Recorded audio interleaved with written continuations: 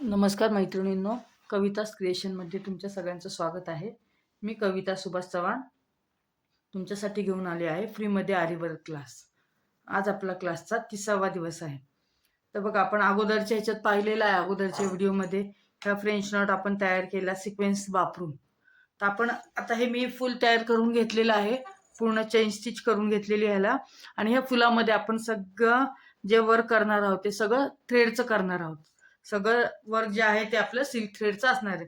फक्त प्रकार प्रत्येक पाकळीमध्ये प्रकार हे वेगवेगळे असतील. असंही करायचं आहे तर आपण पाकळी मी एक फुल तयार करून घेतलेले.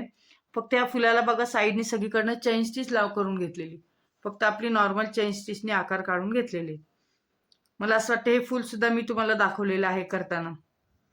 त्याच्यानंतर आपल्याला हे अशा प्रकारे आता हे सिक्वेन्स अशा लाईनीने लावायच्यात. जितक्या बसतील त्या हिशोबाने आपल्याला लावायच्यात आणि अशी फ्रेंच नॉट घ्यायची.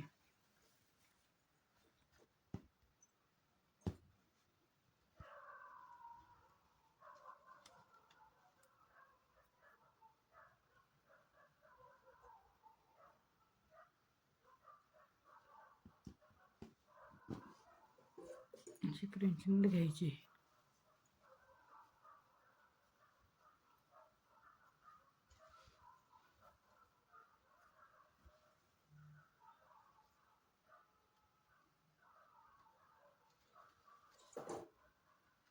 फ्रेंच आपण ज्यावेळेस सिल्क थ्रेड वापरतो फ्रेंच नॉट करण्यासाठी, त्यावेळेस तो खालनं टाईट पाहिजे आणि गाठ टाईट मारायची. गाठ जर लूज बांधली तर आपली फ्रेंच नॉट सगळी लूज होते. ह्याच्यासाठी आपल्याला टाईट गाठ बांधायची. हे अशा प्रकारे ही आपण आता पाकळी डिझाईन करतोय. हे असं आपण कुठलंही फुल असा एक बंच बनवला तरी खूप सुंदर दिसतो.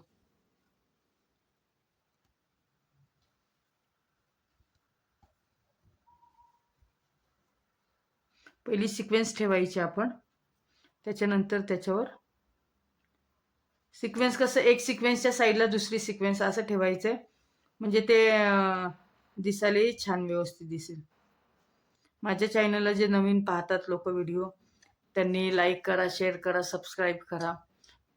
तुम्ही जर मला लाईक केलं, शेअर केलं तर माझंही प्रोत्साहन वाढतं. मला सबस्क्राईब केलं तर मलाही छान वाटतं की चला आपल्या व्हिडिओ कोणीतरी पाहतंय. हे असंच आपल्याला हे पूर्ण आता पान भरून टाकायचंय.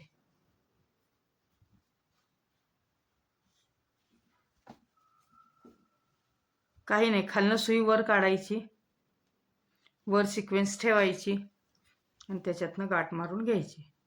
जी आपण जी सांगितली ती फ्रेंच नॉट करायची. असं थोडं टिकलं, एकावर एकही येतात ह्या.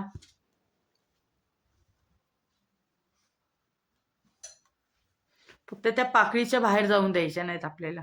जे काही वर्क करतोय ते आपण पाकळीच्या आतमध्ये करायचंय.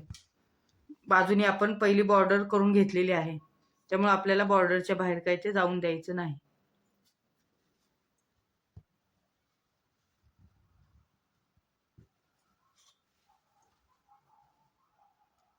जिथे जिथे जशी जशी जागा भेटेल तसं तसं हे भरायचं. भरताना आपण मुद्दामून मी तुम्हाला फुल दाखवलंय की तुम्हालाही कळेल की फुलामध्ये कसं भरायचं. भरायचं तर आहे, फ्रेंच नॉट करायची तर कळलं, पण ते ज्यावेळेस आपण एखादं वर्क करतो त्या वर्कमध्ये कसं करायचं हे कळण्यासाठीच तुम्हाला हे मी डिझाईन काढलेले आहेत.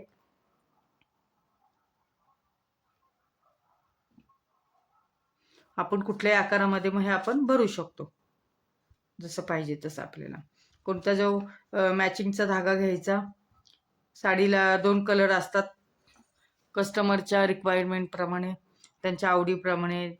प्रत्येकाची चॉईस वेगळी असते, आपली वेगळी आहे, त्यांची वेगळी आहे. त्याच्यामुळे त्यांना जर एक कलरचा पाहिजे असेल तर सेम मॅचिंग कलरचा धागा घ्यायचा. कारण तो जो ब्लाऊज जो मॅचिंग कलर एकच कलरचा धाग्याचा मॅचिंग कलरचा जर असेल तर तो अजून बाकीच्या साड्यांवर पण घालता येतो. समजा राणी कलरचा ब्लाऊज घेतला आपण, तर त्याच्याबरोबर राणी कलरचाच थ्रेड वापरला तर तो बाकीच्या साड्यांवरही ते कॉन्ट्रास्ट म्हणून घालू शकतात. पण राणी कलर आणि येल्लो कलर आहे, जर आपण राणी कलरची पूर्ण साडी आणि येल्लो कलरची बॉर्डर आहे म्हणून आपण येल्लो कलर घेतला, तर ती राणी कलरच्या दुसऱ्या साडीवर घालताना थोडा बरोबर दिसतो नाही दिसतो ह्या सगळ्या गोष्टींचा विचार करतात. त्याच्यामुळं त्यांच्या विचारानेच आपण करताना ब्लाऊज करायचं आहे. माझ्या व्हिडिओ मध्ये मध्ये स्किप करत जाऊ नका, कारण की पूर्ण व्हिडिओ पहा, कारण मी मधल्यामध्ये काही टिप्स सांगते ह्या खूप महत्त्वाच्या असतात. आणि ह्या जे नवीन आरी वर्क करतात त्यांच्यासाठी ह्या खूप महत्त्वाच्या असतात. त्याच्यामुळे त्याच्यासाठी मी मोठेही व्हिडिओ करत नाही, खूप छोट्या छोट्याच करते की व्हिडिओ पूर्ण बघितल्या जाव्यात आणि त्या बघितल्या तरच काम आपलं व्यवस्थित होणार आहे. हे अशा प्रकारे आपल्याला हे पूर्ण पान भरून घ्यायचं आहे.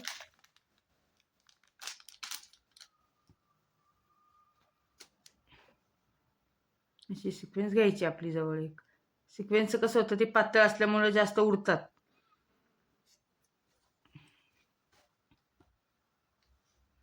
ज्यावेळेस हे वर्क आपण ब्लाऊजवर करतो त्यावेळेस हे बघा आपल्याला आहे ते आपलं असं आपलं काम हे कंटिन्यू चालू ठेवायचं. पूर्ण ही पाकळी आपल्याला हेच सिल्क थ्रेडच्या फ्रेंच नॉटनीच भरायची आपल्याला. ही पाकळी पूर्ण भरली की एवढी सुंदर दिसते, खूप छान दिसते. फक्त करताना सिल्क थ्रेड व्यवस्थित सगळे त्याचे धागे एकसाथ आले पाहिजेत, मग छान दिसतं. हळूवारपणे करायचंय, थोडी थोडी गॅप ठेवून करायची, कारण कशी टिकलीला गॅप लागते ना थोडी, त्यामुळे थोडं थोडं गॅप ठेवून आपलं एका टिकलीच्या बाजूला दुसरी टिकली अशी घेऊन घेऊन करायची व्यवस्थित छानपैकी अशी.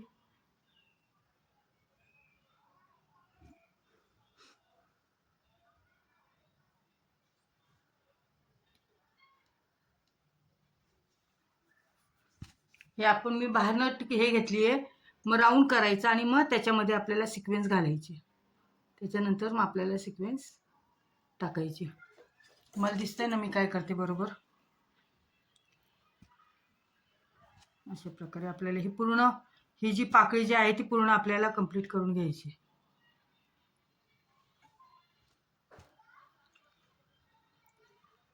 एकदा आपण खालनं स्टार्ट केली का ती खालनंच पूर्ण कंप्लीट वर करत जायचे. एकदा वरनं एकदा खालनं असं घ्यायचं नाही. एक साईड करायला घेतली तोच पार्ट पूर्ण तेच कंटिन्यू करायचं. म्हणजे जिथं आपल्याला गॅप वाटेल तिकडे आपण टाकून द्यायचं.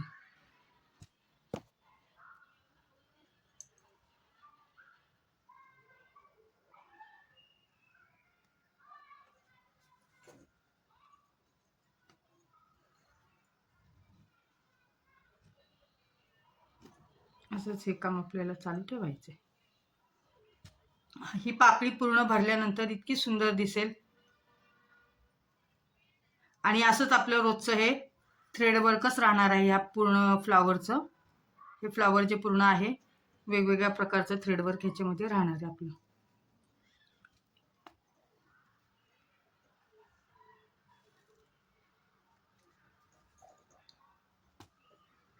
मला असं वाटतं तुम्हाला कळलं असेल आता ही फ्रेंच नॉट सिक्वेन्स वापरून कशी द्यायची आहे ते.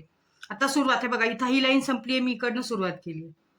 एक साईड एका कोपऱ्यातनं सुरुवात करायची आणि मग ते कंटिन्यू ठेवायचं, म्हणजे दिसायला पण व्यवस्थित दिसतं. आपण करतोय हे काम पण व्यवस्थित वाटलं पाहिजे. मग आता त्याच्या बाजूने घ्यायची.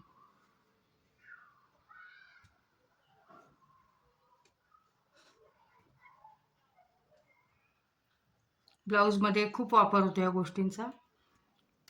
आणि खूप सुंदर मोर करायचा असेल, ज्यावेळेस मोर करतो ना आपण, मोराचे पंख करताना, मोर पिसारा करताना खूप वापर होतो या वर्कचा. अशा मोरपंखी कलरचा आपण धागा घेऊन केलं किंवा साडीवर मॅचिंगवर राहते थ्रेडचं. कुठल्याही कलरचा धागा घेऊन जरी केलं तरी सुंदर दिसतं. असं काय नाही मोराचे पंख आहे म्हणजे मोरपंखीच पाहिजे असं काही नाही. रेड, येल्लो, ग्रीन कोणत्याही कलरचं करता येतं. साडीला मॅचिंग असेल तो आपण कलर घेऊ शकतो.